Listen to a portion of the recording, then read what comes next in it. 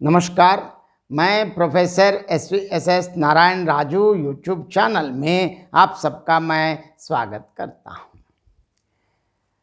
संत श्री गोस्वामी तुलसीदास द्वारा रचित श्री रामचरितमानस के सुंदरकांड से संबंधित विभिन्न पदों की व्याख्या की इस श्रृंखला में आज और एक पद की मैं व्याख्या करने जा रहा हूँ। एक वो राम युद्ध की तैयारी में लगे हैं और इधर लंका में रावण अपने मंत्रियों से बैठकर सलाह सुनते वक्त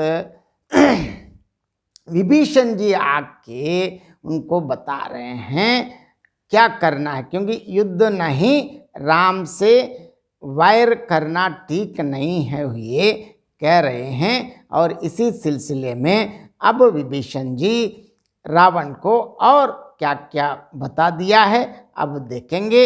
सबसे पहले पद देखेंगे और पद के साथ साथ व्याख्या भी हम देखेंगे। तात राम नहीं नर भूपाला, भुवनेश्वर कालहु कर काला, ब्रह्मा अनामय अज भगवंता, व्यापक अजित अनादि अनंता, गोद्विज धेनु देव हितकारी, कृपा सिंध मानुष तनुधारी, जनरंजन भंजन कल ब्राता, वेद धर्म रच्चुक सुन ब्राता, ताहि बयरु तज नायव माता, प्रणतारति भंजन रघुनाथा, देहुनादु प्रभु कहु वैदेही, बजहु राम बिनु हेतु सनेही, शरण गए प्रभु ताहु न त्यागा, विश्वद्रोह कृत अग जेहि लागा, जासु नाम त्रय ताप न सावन,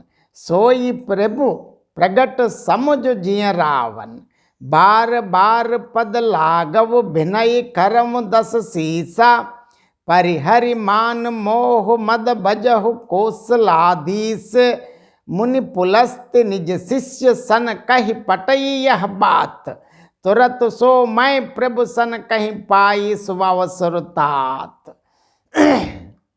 अब देखिए क्या कह रहे हैं। और यहाँ इस पद में राम कौन है, राम से संबंधित पूर्ण विवरण विभीषण के शब्दों में देखेंगे। विभीषण के मुंह से तुलसीदास जी क्या क्या कहलाया है हम देखेंगे। तात राम नहीं नर भूपाला, भुवनेश्वर कालहु कर काला, ब्रह्मा अनामय अज भगवंता, व्यापक अजित अनादि अनंता। हे तात, हे भाई रावण, सुनो। आप ये मत समझिए कि राम सिर्फ भूपाल मतलब पृथ्वी के प्रति, मतलब राजा एक साधारण राजा नहीं है। राम मनुष्यों के ही राजा नहीं है। कौन है वे? समस्त लोकों के स्वामी और काल के भी काल है। वे कौन है? देखिए, राम संपूर्ण ऐश्वर्य, यश, श्री, धर्म, वैराग्य एवं ज्ञान के भंडार परम प्रभु भगवान हैं। और ये भी देखिए, वे निरामय, विकार रहित, अजन्मा, व्यापक, अजेय, अनादि और अनंत ब्रह्मा है। गोद्विज धेनु देव हितकारी, कृपा सिंध मानुष तनुदारी, जन रंजन भंजन कल ब्राता, भेद धर्म रक्षक सुनु ब्राता।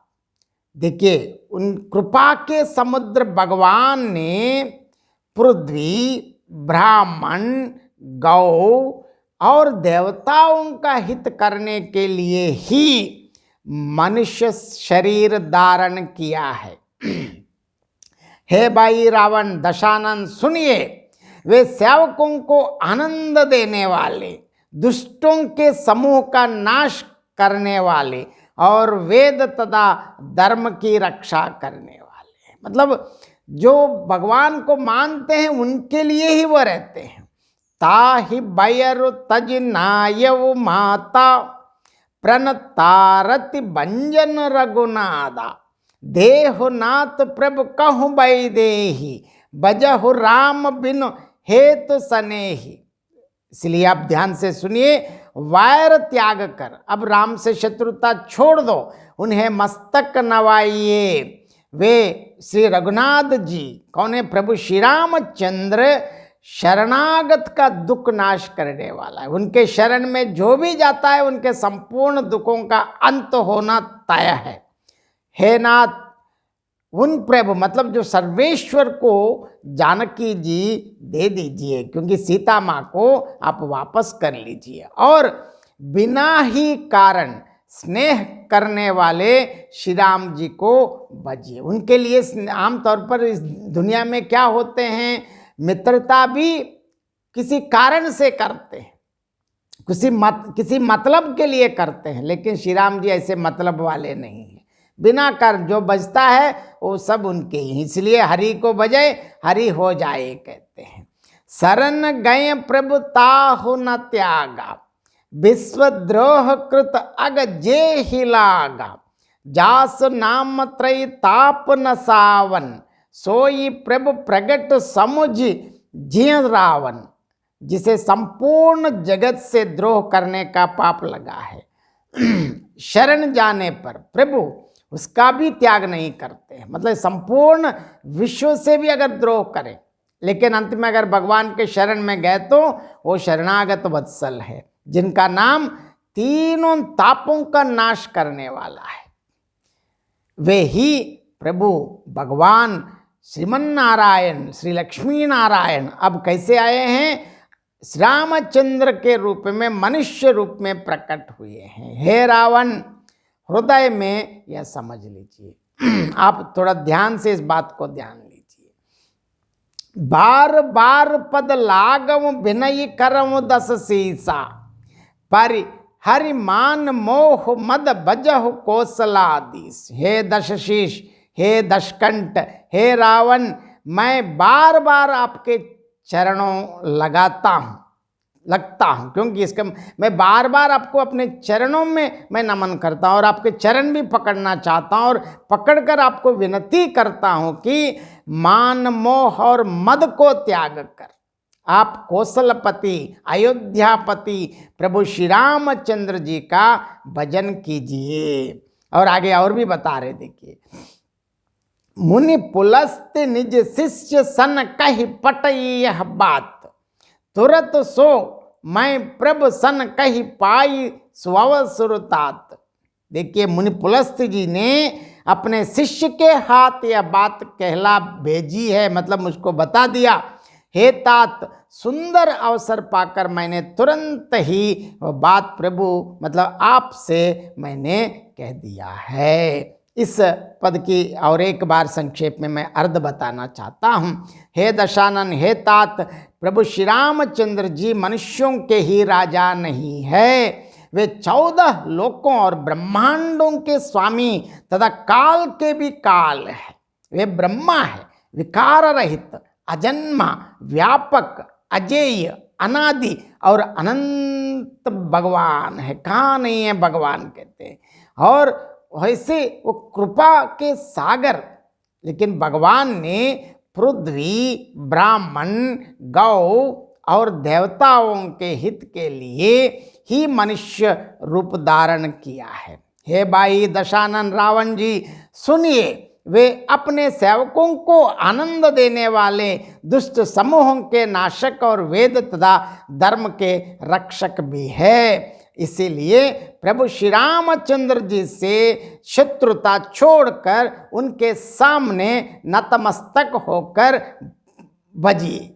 वे श्री रघुनाथ जी शरणागत के दुखों को अंत करने वाले हैं। हे नाथ, हे प्रभु, मैं ये बता रहा हूँ, देखिए मतलब प्रभु सर्वेश्वर श्री रामचंद्र जी को उनकी सीता को दे दीजिए, वापस कर दीजिए, और बिना कारण ही स्नेह करने वाले प्रभु श्री रामचंद्र जी का भजन कीजिए।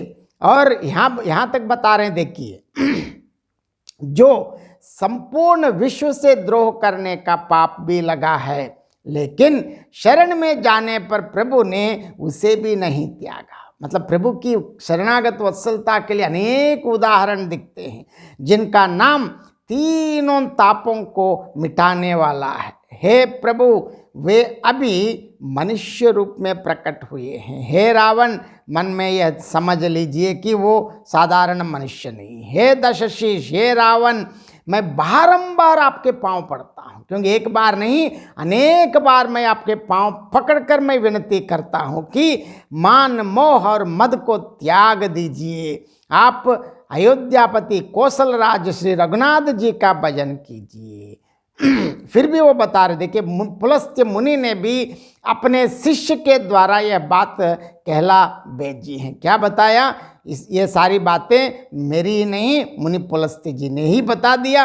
हे तात, सुअवसर पाकर मैंने तुरंत ही वह बात आपसे कह दी है। आगे क्या हुआ आने वाले पदों में देखेंगे। बहुत बहुत धन्यवाद।